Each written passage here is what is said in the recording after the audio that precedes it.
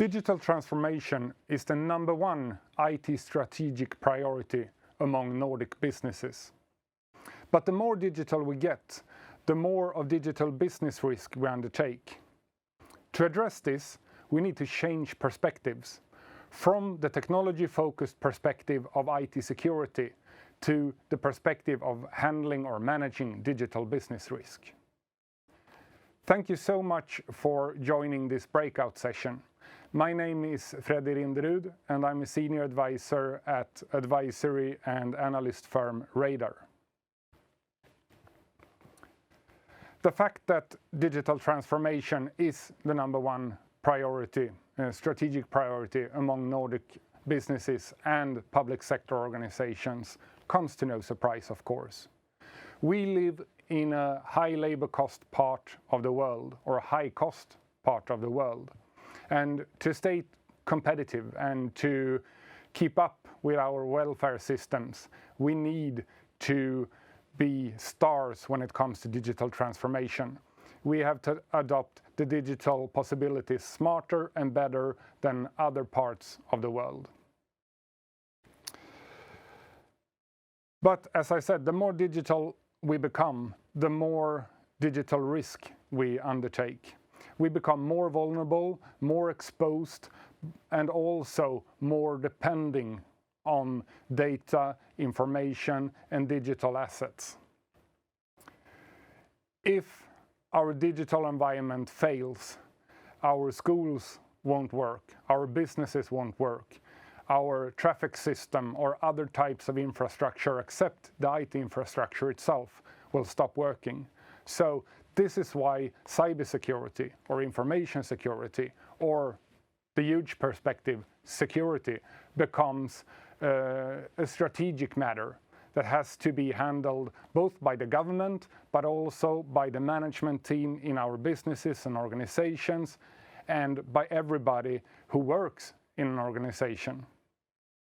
Today, Nordic organizations on average spend some 5% of the total IT spend on cybersecurity.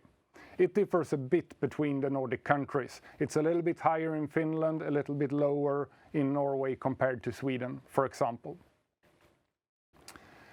When we ask IT decision makers, CIOs, etc., 44% of them find themselves to be underinvested in cybersecurity.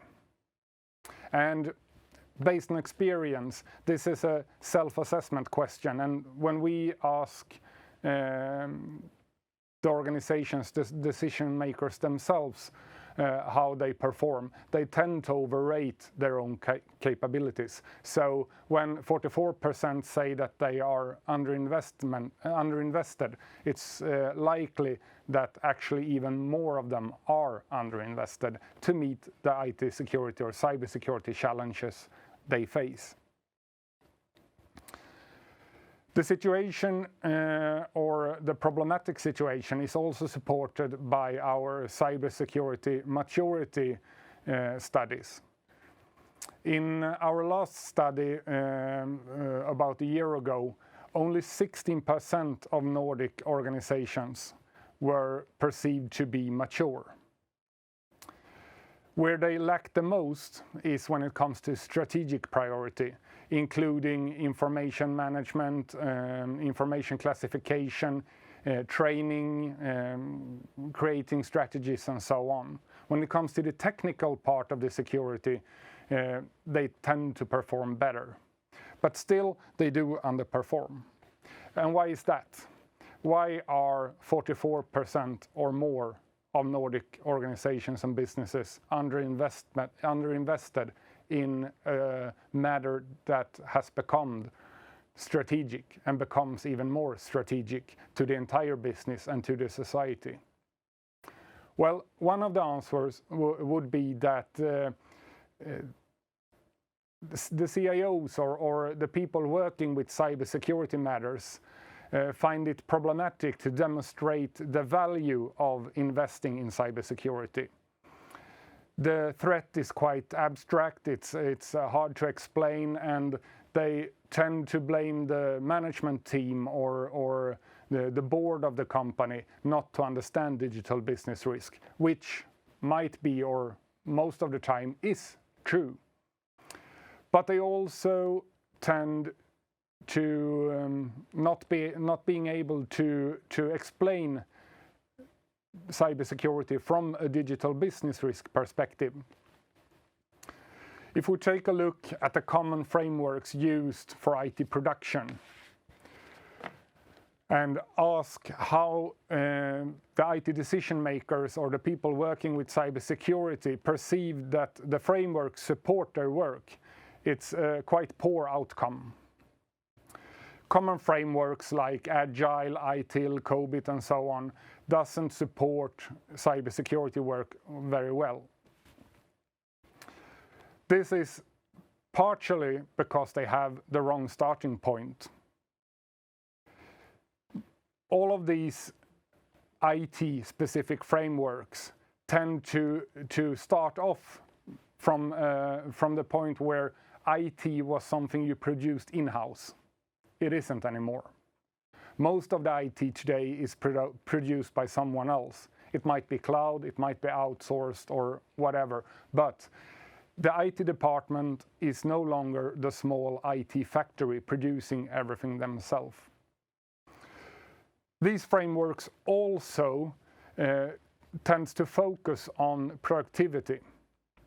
And there have been a number of different ideas on how we can produce IT more efficient, to a lower price, with higher quality, and not at least with a shorter time to market.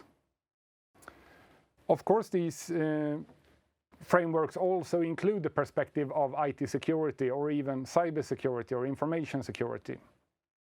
But that is secondary. It's in some of these examples actually put more or less as an appendix to what's really relevant or the core of the framework, how to produce IT. If we look at the matter from the business perspective, we know that there's a number of well-established models to manage business risk. And I'm not talking about digital business risk then, but business risk in general. The most developed and mature ones are found in the financial sector. And they are established, the management teams are used to use them and they understand them. But those frameworks or models is not sufficient to use or good enough to use when it comes to digital business risk, because they lack a few perspectives that needs to be included to manage digital business risk. They are mostly focused on financial risks. Actually, when we look at the top MBA universities in the world, such as Harvard and others, neither of them have digital business risk or managing digital risk as a mandatory part of the education. One of them has it as a summer class that is optional, but of course it's hard to explain to the management team the benefits of investing in cybersecurity and the need to manage digital business risk when they don't understand the frameworks and the models you use. Your frameworks don't give support to explain this to the management team, and the frameworks they have on their side isn't good enough to or created to handle digital business risk. So, to be able to address the challenge, being more digital, driving digital transformation through the entire society, through our entire business, through our business models, and so on, and at the same time being able to manage the digital business risk, we need something new. This November, in a month, Radar will release a new report with an updated model on how to manage digital business risk. This report is produced, and all the research is done by Radar independently, but the report is co-financed by Dustin. So as a Dustin customer, you will also get access to the report for free. So it will be released in November. And you are actually the first ones that are told or let in on the conclusions of this report. So I'm really glad to be here today and to be able to give you a heads up on what's happening in a month. The idea with the report is to find a framework or model to, one, demonstrate the value of investments in cybersecurity, and two, update an established business risk model to be able to manage digital business risk as well. We need to make these two perspectives, the technology perspective and the IT frameworks, and the frameworks and the perspective of the management team to come together. We need to create a common framework that can be used to address this. And that's the ambition with the report. I'm going to give you a few examples on the content of the report. As I said, one of the pieces in the report, or parts of the report, is to give a framework or idea on how to calculate on the cost of digital business risk. Because what you need to do is to put numbers on the risk. It's not good enough when you go to the management team, of course, and you know this, so I'm sorry to say it, but of course it's not good enough to say that we have to invest, or there is a likeliness, or it's not unlikely that this or that will happen. You need to put numbers on this. You have to use their frameworks, their terminology.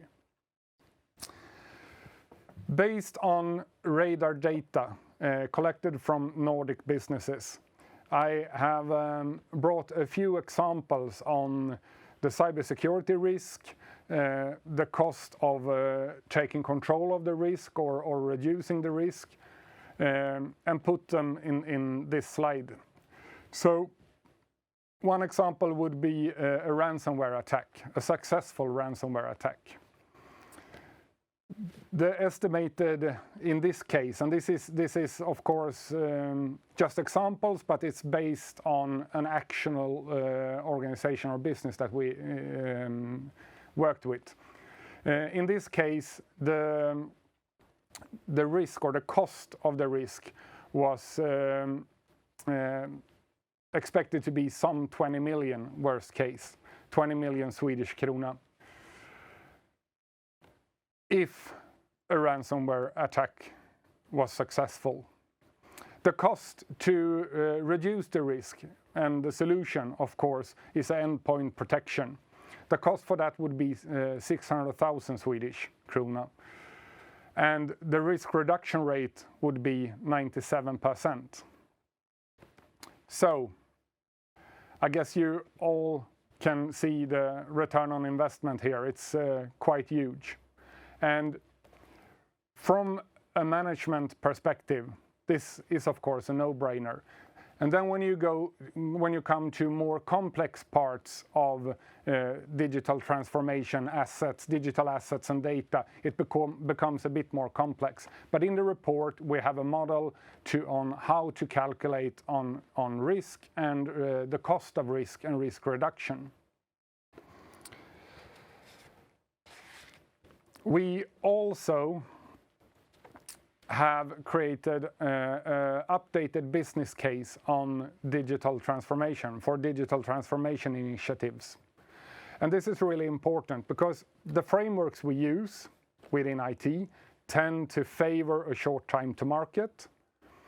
The pressure from the management, from the society, from people living here, and from the users are a short turnover and a quick time to market, new digital assets or gadgets or features or whatever you want to call them. And we tend to oversee the cybersecurity perspective.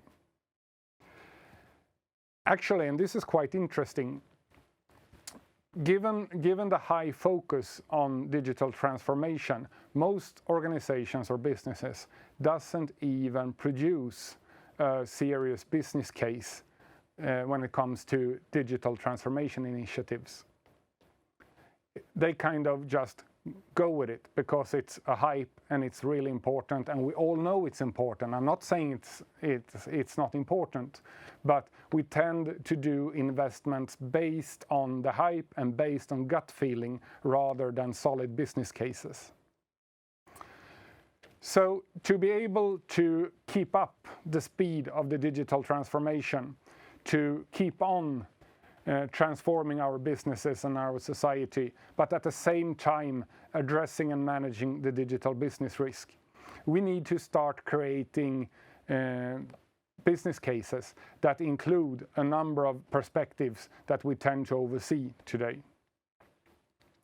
Of course, any business case need to include the expected outcome. And this is important because when we look at facts or statistics from, for example, McKinsey, the global advisory firm McKinsey, they say that only about 30% of digital transformation initiatives are successful. If you ask Bain or other global firms, the numbers are even lower. So when you look at the expected outcome of the initiative or the investment, you have to include the probability to succeed, and you have to evaluate that in a sober way.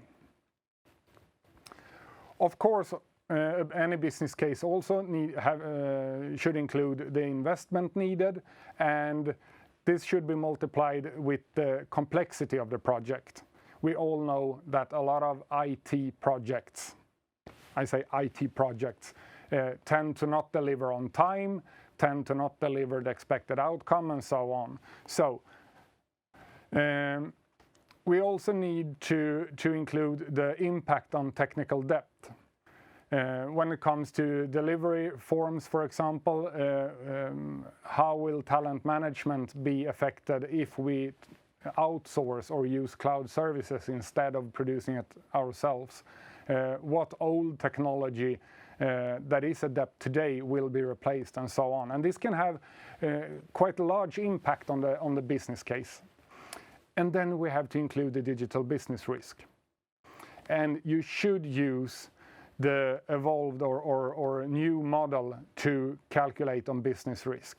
And you have to include the possibilities or the cost of reducing the risk, of course, in the business case. You have to include the operational cost and the alternative cost. And if we look at other types of business cases outside of IT, this is nothing new, except the digital business risk. This is common practice. This is how you do it. But given that the perspective on IT have been, or still is, the perspective or the view of IT being something apart, something that is allowed to use their own frameworks, their own languages, that don't need to produce business cases. Given that situation, this would probably be something new to the IT department. So, with all this said, the recommendations would be these. Of course, managing digital business risk is a matter for the management team, or an issue for the management team. Our digital assets, our data, and our dependency on digital assets is too important in our businesses and in our society to allow the people who actually works with the digital transformation initiatives and projects to calculate or decide on themselves. We have to include different perspectives, different common risk management perspectives when it comes to digital business risk. We have to calculate on business impact. We have to calculate on financial impact. We have to calculate on brand impact or regulatory impact if we fail, or if we can't stay secure, if we have a breach. When we calculate on cybersecurity, the cost of cybersecurity risks, we need to base that decision on facts.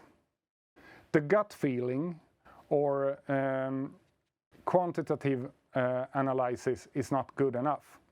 There are numbers, there are facts based on the 3 dimensions and more that I just mentioned: business impact, brand impact, regulatory impact, financial impact, and so on. So we need to be fact-based when we calculate on the cybersecurity risk costs. You should immediately start using a business risk model that is based on established model for handling business risk, not IT frameworks. But it needs to be updated. And as I said, in a month we're releasing a report that suggests one way to do this, and the way we find the best, of course. But at least, even if you don't use our model and framework, do use a business risk model and update it to be able to manage digital business risk as well. You also need to highlight with business cases the value and the outcome and the benefits of cybersecurity investments. The situation now in Nordic businesses and Nordic organizations is problematic. And I choose my word wisely there, because it's worse than that, but it's problematic. Only 16% of you are perceived to be mature. And you lack the most when it comes to the strategic dimension.